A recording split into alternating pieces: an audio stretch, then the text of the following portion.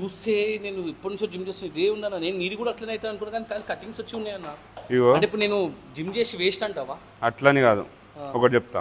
వాళ్ళ ఏంది అథ్లెట్స్ వాళ్ళ కంప్లీట్ అనబాలిక్స్ మీద నడుస్తుంది. అనబాలిక్స్ అంటే అంటే వేరే మెడిసిన్స్ మీద నడుస్తాయి వాళ్ళే, ప్రతి ఒక్క బాడీ బిల్డర్ది మెడిసిన్స్. నువ్వు చూసే నీ ఫిట్నెస్ ఇన్ఫ్లుయెన్సర్ కూడా ఇట్లా మంచిగా కటింగ్ చూసి ఇట్లా ఇట్లా మంచి మంచి బండిల్స్ కనిపిస్తాయి. ఎవ్వడు న్యాచురల్ కాదు. న్యాచురల్ అని ప్రతి ఒక్కడు న్యాచురల్ చెప్పుకుంటాడు, కానీ న్యాచురల్గా ఉండే ఫిజిక్ అంత హార్డ్నెస్గా అంత హెవీగా ఉండదు.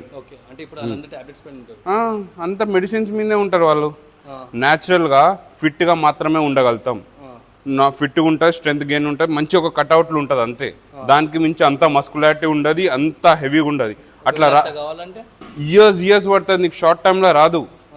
నీకు సడన్గా 3 monthsలా 4 monthsలా 1 yearలా ట్రాన్స్ఫార్మ్ అయిన బాడీ న్యాచురలీ కాదు. అది స్టెరాయిడ్స్ అవన్నీ.